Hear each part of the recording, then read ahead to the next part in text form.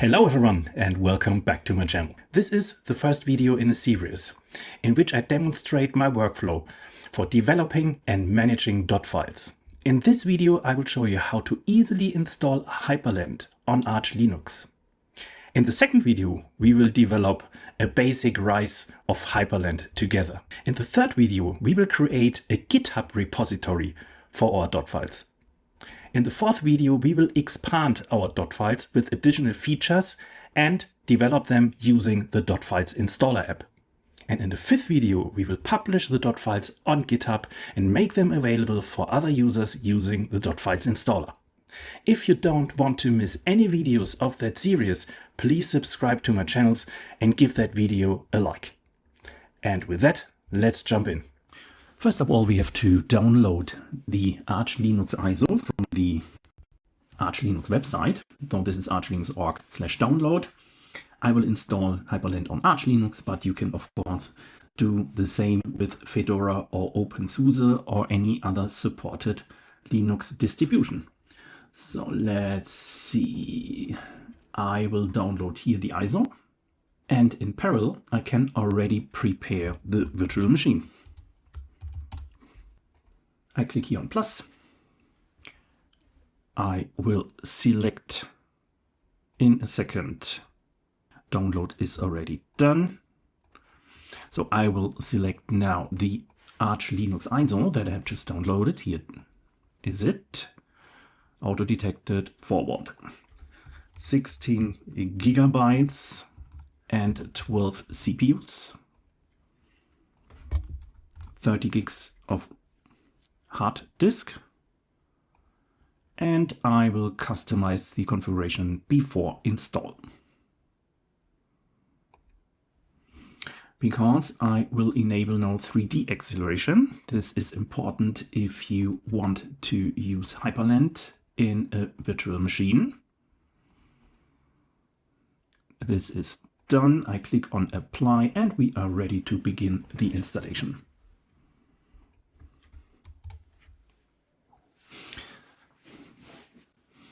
Of course, you can do the same steps also on bare metal, on real hardware, by creating a bootable USB stick and boot from the USB stick. Here we are. This is the Arch Linux welcome screen. I will change the keyboard layout with load keys DE. Keys DE Latin 1 is what I need, and I'm ready to install Arch Linux with the command archinstall.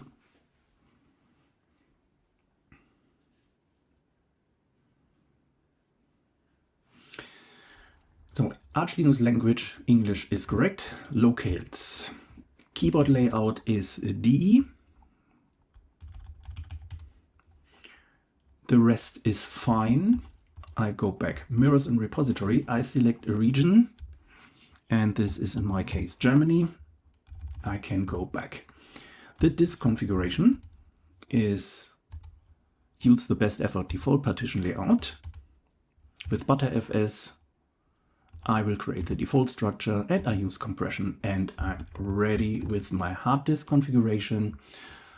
Swap is enabled, that's fine. Bootloader is corrupt, it's fine. Hostname Arch Linux, okay. Authentication, root password. And a user account. I add a new user.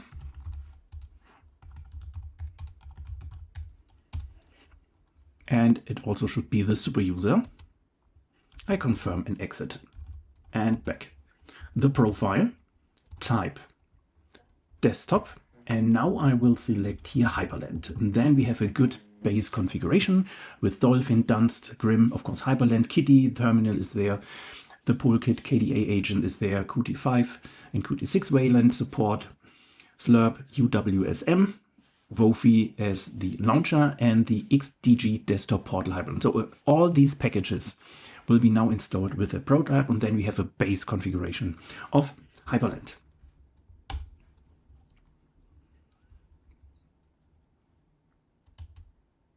Then we can also select the greeter. It's SDDM, which is also fine.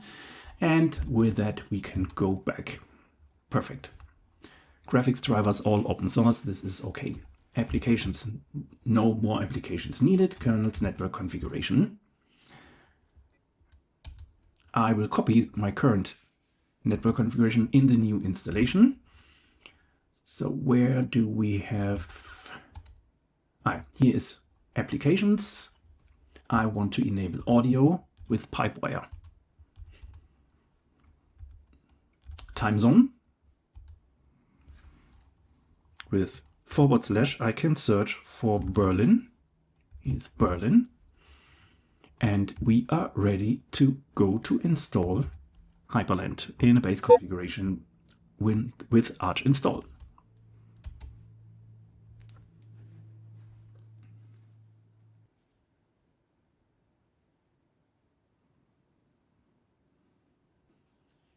Packages will be downloaded. And that's it. We can now reboot the system. Can select Arch Linux. We are here on SDDM. I will switch here from UWSM managed to the general Hyprland configuration, and I log in with my password. And we are here on Hyprland. So that's already a very good starting point.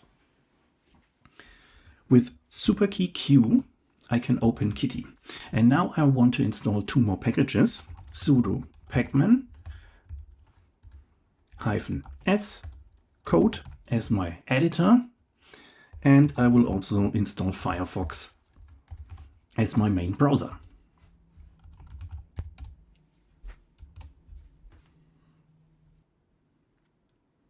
Okay, installation done.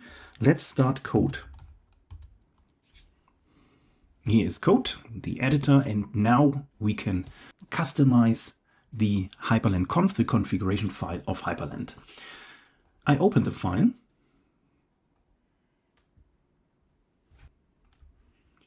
To do this, I have to show the hidden files.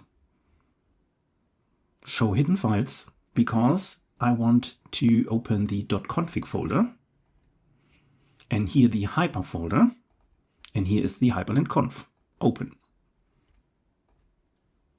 And when I scroll down, you'll see here already the monitor configuration. I will change the screen resolution to 1920 to 1080 and the zoom factor to 1. Then let's scroll down a bit, because now I want to change the keyboard layout. You find it in the input section. Here's the input section. I will change this to DE. And I save it, and now I should have the German keyboard layout. Yep, now it's working. Perfect. Then let's scroll a bit further, and you see here the key bindings, and I prefer a different key binding. I want to start the terminal with superkey return. And I want to kill the active window with superkey Q. And the D menu, I want to start with main mod, which is a superkey, control, return. Let's give it a try. We save the file with Control S, of course. And here is Wofi. And with superkey return, I open a terminal. And with superkey Q, I can close the active window. So this is how I want to have it. And we have a first starting point. The next is, I will remove here on top, you see that auto-generated message. I will remove this now. Save, and the message is gone. Now I will log out and log in again to enable the new screen resolution. This is only needed in a virtual machine. With superkey M, I can log out, and when I log in again, I should have the right screen resolution, and that is the case. Perfect.